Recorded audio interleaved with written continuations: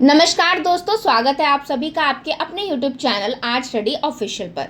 तो दोस्तों, जैसा कि कुछ लोगों का मानना था कि 2020 में चुनावी हार के बाद ट्रंप का राजनीतिक करियर खत्म हो गया है, लेकिन इस बार 2024 में राष्ट्रपति चुनाव में उन्होंने धमाकेदार वापसी की और राष्ट्रपति पद का चुनाव जीत लिया। अब इस जीत में कई अनोखे पहलू हैं, जैसे कि उनका स्विंग स्टेट में बेहतर प्रदर्शन, पॉपुलर वोट में बढ़त और चुनाव प्रचार में रणनीतियों का सही तरीके से इस्तेमाल।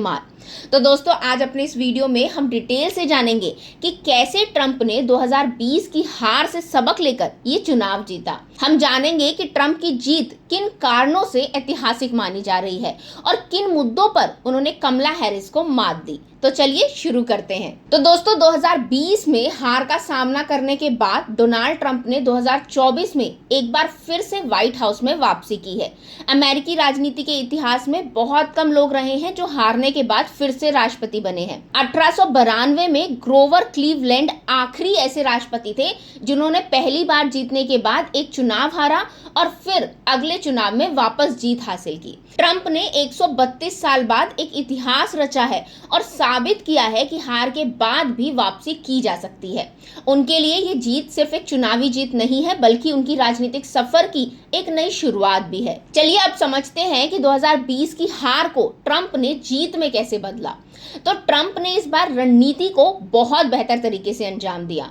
उन्होंने जनता को महंगाई, सीमाओं की सुरक्षा और बाइडेन प्रशासन की कमजोरियों पर केंद्रित किया। उनके प्रचार अभियान के दौरान कई विवाद भी हुए, जैसे उन पर चल रहा एक आपराधिक मुकदमा और बाइडेन का राष्ट्रपति पद के लिए रेस से बाहर हो जाना।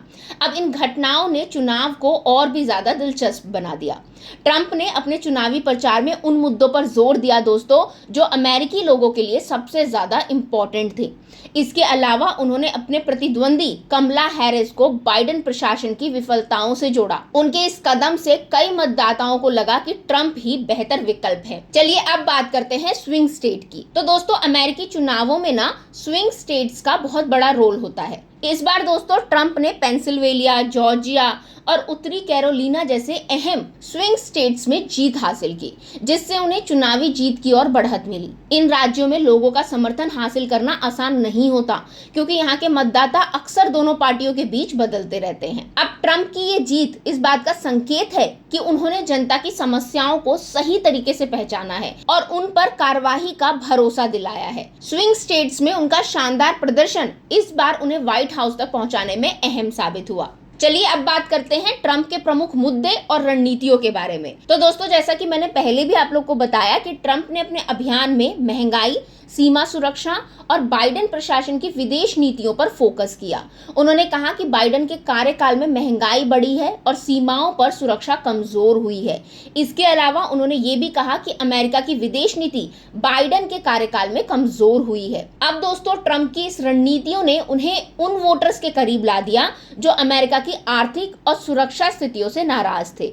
उन्होंने चुनावी रैलियों में इन मुद्दों को बार बार उठाया और जनता को यह भरोसा दिलाने में कामयाब रहे कि वे इन समस्याओं का समाधान कर सकते हैं। इस बार दोस्तों ट्रंप ने न केवल इलेक्टोरल कॉलेज में बल्कि पॉपुलर वोट में भी बढ़त हासिल की। 2016 में जब वो पहली बार राष्ट्रपति बने थे, तब वो पॉपुलर वोट्स में पिछड़ गए थे। इस बार वो जॉर्ज बुश के बाद रिपब्लिकन पार्टी के ऐसे उम्मीदवार बने जिन्होंने पॉपुलर वोट में भी जीत हासिल की है। अब दोस्तों, ये जीत उनके लिए इसलिए भी इम्पोर्टेंट है क्योंकि पॉपुलर वोट का मतलब होता है जनता का बहुमत उन्हें समर्थन दे रहा है। इससे उनकी छवि एक मजबूत नेता के रूप में और भी मजबूत हुई है और उनकी नीति तथा विचारधारा को व्यापक समर्थन मिला है। तो दोस्तों, आज की वीडियो के लिए बस इतना ही। अगर आपको वीडियो पसंद आया हो तो इसे लाइक करें, शेयर करें, अपनी राय हमें कमेंट के जरिए जरूर बताएं।